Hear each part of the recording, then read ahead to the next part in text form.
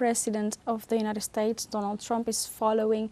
Now let's go with our correspondent in Turkey, Yunus Soner, with the latest informations from the region. Hi, Yunus. Thank you for joining us. Hello, good evening from Istanbul, from Turkey.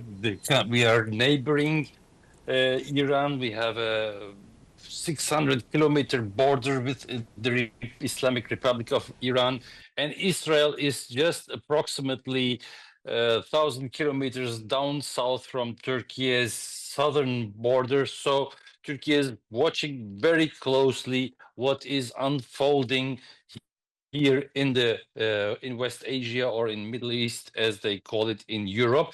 And we see that the fourth wave of the missile attack by Iran, the missile response by Iran against the Israeli aggression, has concluded.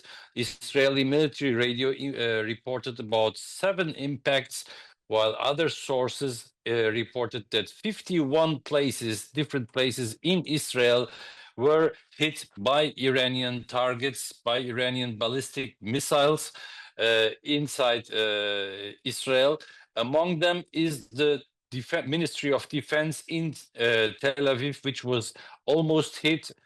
Also, the financial center was hit, as well as some military bases where Israeli soldiers, like, for instance, the Nevatim military base, where there are unconfirmed reports of Israeli soldiers who have died or have been wounded. This was the fourth wave of missile attack conducted by Iran in response to Israel's yesterday attack. It had been waited for by Israel during the day. Worth reminding that during the day, Israel all the time called its citizens to go to shelters, and even evacuated its civilian airplanes from Ben Gurion, the country's main airport, to other countries. And among these airplanes was also, that caused a lot of discussion, the presidential or the government airplane, which is used by the president of Israel or by its prime minister Benjamin Netanyahu on official trips. That plane was in fear of damage by Iranian ballistic missiles, transferred to Athens, the capital of Greece. We have also unconfirmed reports that Iranian missiles targeted the US military base in Arbil in the north of Iraq. And here it is worth reminding that before the Israeli attack started, Iranian government authorities already had stated that should Israel attack Iran, that would cause Iran to consider all US military bases in the region as legitimate targets. So if the Arbil military base of the United States had been attacked by Iran, that would not be a great surprise. Here it is worth reminding that Iraqi Prime Minister has evaluated the Israeli attack on Iran as a violation of Iraqi sovereignty, rejecting it as a provocation. So did other countries of the region too. Just reminding our audience that, for instance, Turkey's president called the attack a provocation against regional stability, and that time had come to place limit to Israel. Similarly, Saudi Arabia's foreign ministry declared itself in solidarity with that's worth emphasizing, brotherly Republic of Iran.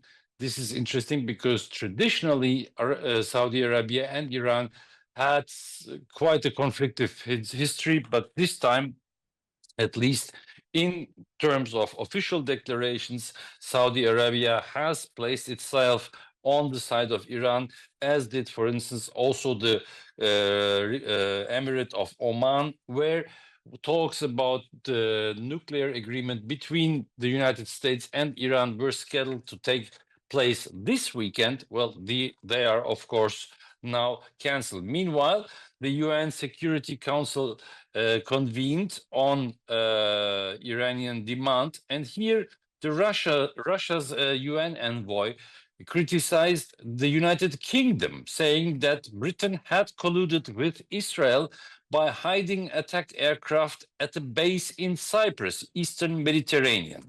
And the envoy also said that the United States bears responsibility for the escalation resulting from its withdrawal from the JCPOA, the previous agreement that Barack Obama had achieved with the Iranian Republic.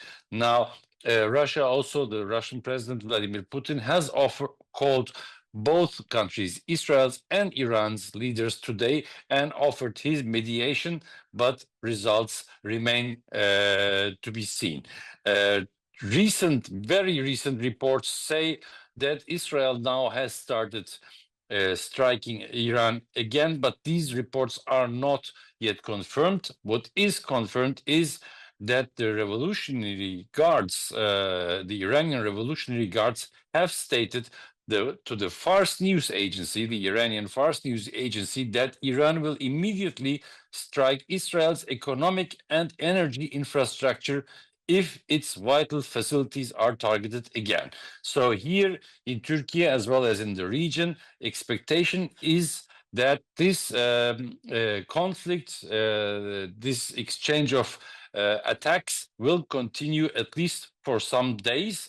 And here it's worth mentioning that the United States government has declared to US press that they assisted Israel in defending against the Iranian ballistic missile attack. And still, despite this assistance, which was also joined by the United Kingdom and France, and despite the Israeli famous Iron Dome, Iran did manage to cause serious damage in the city center of Tel Aviv. Reports are coming in still about the number of injured people, but in this case, maybe the psychological damage might even be bigger than the number of injured people, as this response and its success may not be expected as such by the Netanyahu government.